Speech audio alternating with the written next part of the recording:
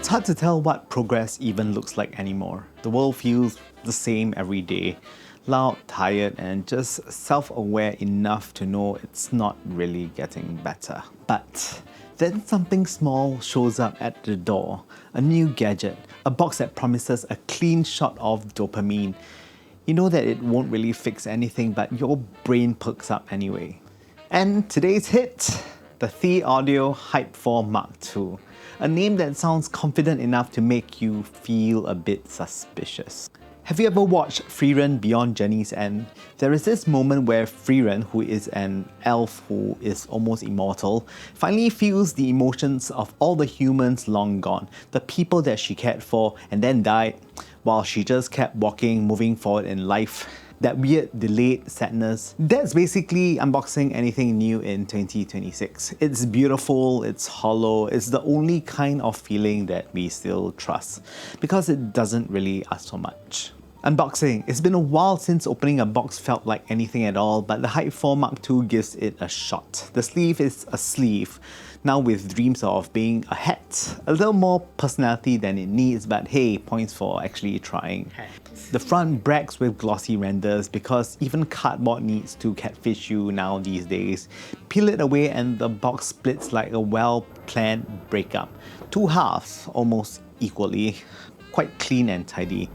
One side greets you with the essentials, the earphones, cable, case, 3.5mm and 4.4mm plugs, while the other is full of ear tips and polite literature you will never read because you are avoiding life decisions.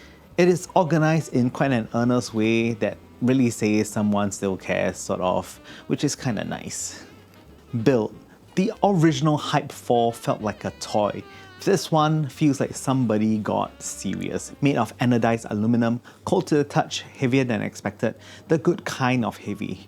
The kind that reminds you things can still be made with purpose. The grey coating looks like morning fog on a Monday. The faceplate shimmers like it's not sure whether to feel elegant or tacky.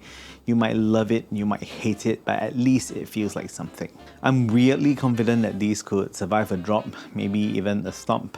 The floor might lose the fight. Inside the shell, it is full of acronyms and numbers. It uses dual 8mm dynamic drivers for balance armatures, but the tech talk just melts away once you realize that it all works. There's a twisted blue cable, it feels solid, tactile, and has 2-pin connectors. Not flashy, not cheap, just competent.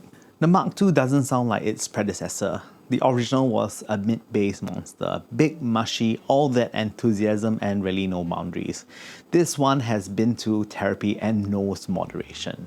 It cleans up the low-end mess, dials in some clarity and carves out space for everything else to breathe. Treble stretches higher, mids unclogged, and bass finally sits where it should.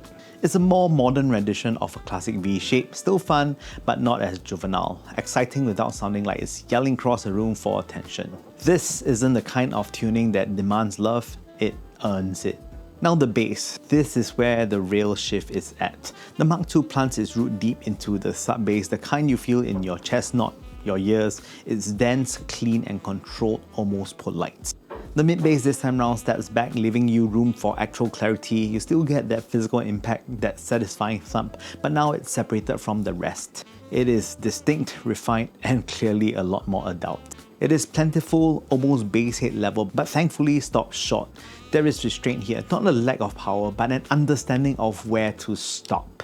Transience is about average, not lightning quick, not sluggish. It gives the lows time to breathe, to resonate. The slower decay paints notes in full, giving the sound room to hang in the air. Attack is soft but intentional, like a fist wrapped in velvet. Resolution? Par for the course in this range, which is a fancy way of saying it's good enough to impress without making you cry about it. This is the type of bass that know who it is, confident, grounded, and unhurried. Midrange. The mids live in a world of balance, not warm, not cold, just quietly correct. They sound natural, honest, and unembellished, like someone speaking to you plainly in a room where the air actually moves. Detail is there if you want it, not pushed, not polished to death. Textures feel organic, especially on instruments. Guitars resonate, pianos hit with crisp decay. Vocals land right in the mix, not front row center diva energy, but more like a calm friend telling a story. Everything in its right place, no pleading, no ego. The Mark II's mid-range doesn't demand attention, it just holds it once you start noticing the small things. Treble, up top, it keeps things graceful, there is extension, yes, that exclusive air that everybody pretends to hear, but it is delivered gently. They have used an ultra-high balance armature to simulate that almost electrostatic sense of openness. Doesn't quite hit the same effortless peak, but honestly it's close enough to kind of trick your brain. Cymbals sound clean, crashes ring true, not harsh. There's a pleasant shimmer right up high that makes everything else breathe more freely. It's bright but forgiving, the kind of treble that makes even bad recording sound slightly less tragic. Staging. The stage is big enough to feel real, more width and height than you'd expect. Think high school auditorium, too much headroom, lights buzzing softly, ghost of a forgotten concert still floating somewhere in the rafters. Depth is solid, you can sense layers, pinpoint instrument positions easily enough to feel clever about it. It is not cinematic, but it's convincing. I would say immersive without drama. Next, some comparisons. So I'm going to compare it with the Punch Audio Martilo. Comparing this with the Punch Audio Martilo is kind of like comparing a jazz bar to a street parade. The Martilo has got more bass, thick, indulgent, and really unapologetic. Total bass head energy. The Hype 4 Mark II though, it's quite different. It feels refined, balanced, basically giving you civilized chaos. Unless you need to feel your teeth rattle, the Mark II's polish wins out. It is fun without being exhausting. So if you get this earphone now, there is one thing that I would do with it, and that will be changing your ear tips to something like the Asla Earfit Lite. Because what it does is that it smooths out treble, adds a bit more air, and stretches bass wider. Not louder, but it makes it feel more alive. It's kind of like adjusting your chair and then realizing your back kind of hurts slightly, and you want to make that change so that your back doesn't hurt. Sort of like that. And these are my final thoughts. The Hype 4 Mark II isn't about hype at all. It's about intention, about fixing the mistakes of youth without completely killing the fun. Bass is strong and measured, the mid-range stays honest, treble breathes softly without cutting corners. It's the kind of earphone that doesn't chase greatness.